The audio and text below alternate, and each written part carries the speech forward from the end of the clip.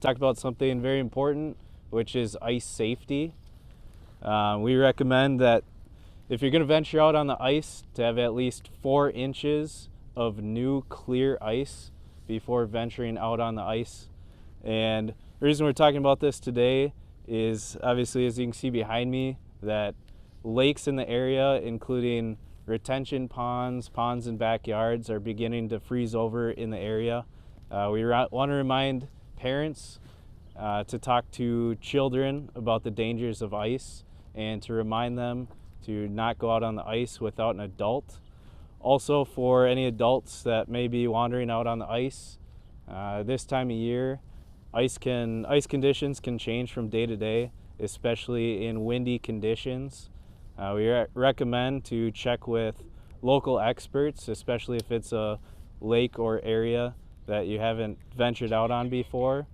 If you check with local experts to check ice conditions and hazards out on the lake before venturing out. We also recommend some simple tools such as ice picks. Ice picks can help you climb back up onto the ice in case you fall in. They're a good tool to help you get a grip on the ice and help you pull yourself out. Also, always wear a life jacket or a float coat so that you can stay above the water and focus on getting back up onto the ice versus just staying afloat. We also will show some other tools we have, like a spud bar to check the ice conditions. And then as far as, there are lakes like this, but we also have, like I said earlier, retention ponds and local ponds in backyards that can create unsafe ice conditions for kids this time of year. We get a lot of calls, as well as the sheriff's office gets a lot of calls about kids playing out on the ice, early ice this time of year, whether it's backyard ponds. Again, just please remind children it's never safe to go out on the ice without an adult, and ice is never 100% safe. I'd like to open it up to any questions that anyone may have. Can you go over, Matt, just about talking about how safe it has to be before you can walk on it? How about driving on it? Some of those things coming up. Yeah, so like I said, we recommend at least 4 inches of new clear ice. So you want to make sure to check that the ice is clear. That's going to be the strongest ice. So at least 4 inches just to walk out. And then it's going to be another 5 to 7 inches for a snowmobile or small ATV, and 7 to 8 inches for a side-by-side, and then 9 to 10 inches for a small vehicle or SUV. Can you talk a little bit about some of the warning signs for some of the people who, I guess, like to eyeball it a little bit and not measure the ice before they go out? Yeah, I mean, we always recommend check the ice, and something as simple as a spud bar, or like an ice pick, basically a big metal bar that you can try to punch a hole in the ice before you're walking out on it. You always want to check that ice before you step on it. But then also, when you're looking at the ice, if you can see the clear ice, that's going to be your strongest ice. And with conditions like snow or rain or the wind, it can basically create a thinner layer, less strong layer of ice, that white ice on top, and that's going to be a lot less safe than the clear new ice. Could you talk about just some of the situations that have already happened this year that where unsafe possibly could have been prevented? I guess I'm not aware of any situations right now that I've personally taken, so I can't speak on that right now.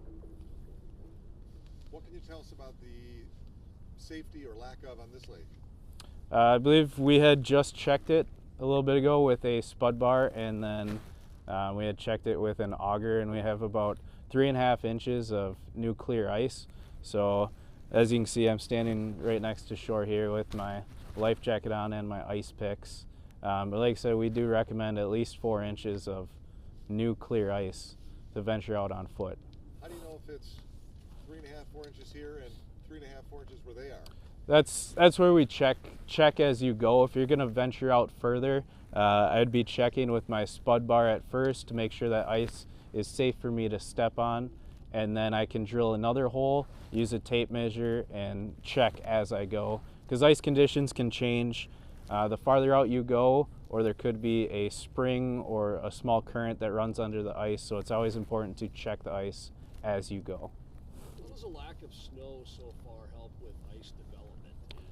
I know it's early winter still, but is that good for forming good ice? Yeah, so Snowfall? without the snow layer on top, snow tends to be a good insulator, so that's generally not the best thing for new ice creation.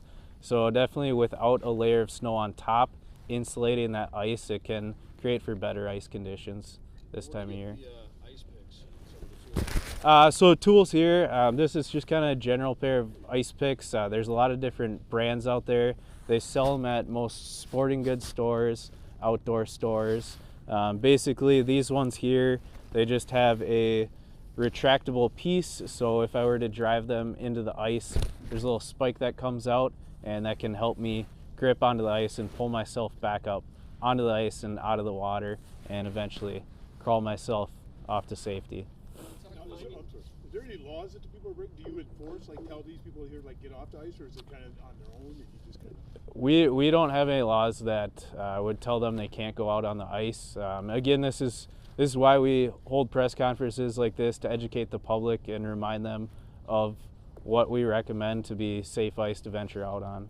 Can you talk a little bit about the, I guess maybe challenges that have arisen from the fairly warm weather late into the year, and then this kind of cold snap that we're in that's causing these lakes to freeze over fairly quickly? Yeah, so I think that obviously ice can change from day to day, whether it's warm, windy, rain, etc. And I think sometimes that people might think ice was safe one day, and then some sort of weather event occurs and it might not be safe the next day. So we encourage people to check it every time you go out, versus just because it was the day before, it might not be safe the next day because of those weather events. It's up to the people. I mean, if you see a number of people on the ice, is it smart to go by, oh, well, they're out there, or should we always just watch for ourselves? You should watch for yourselves. People out on the ice, you can't trust that they might have checked themselves. So you should take that responsibility in your own hands and check that ice before you yourself ventures out on it. Could you describe what those folks might be doing out there and the precautions that you hope that they have taken? Yeah, it looks like they're getting out on the first ice to ice fish. I hope that they probably have some ice picks or other safety measures with them, or if they're traveling as a group, at least they have somebody that may be able to call for help. Or I hope that they're checking the ice as they went out to make sure it's safe as well. What are some warning signs people can look for with potentially breaking ice? I guess open water areas that could indicate basically a stream or water that's coming up over on top of the ice. That could mean there's a large crack with an opening that's pushing water on top of the ice. That could be a good indicator of potentially unsafe ice that you're venturing onto. Do you recommend folks, if they see someone in trouble on the ice, do not call authorities? Call authorities, and that goes for wild animals and pets also. We don't recommend that you go try to rescue those wild animals or pets. Call the authorities and the people that are trained to do the ice rescues and have all the gear with them to do it safely. Any advice for people who drive out on the ice? I mean, we have obviously ice roads. It can get several feet thick. You're at the peak of winter. Sometimes they park too close together. Is there any general guidelines of people in their cars?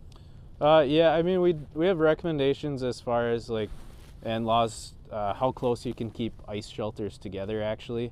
But again, with walking out, driving out, or you're on a snowmobile or ATV, all the same guidelines apply. Check as you go.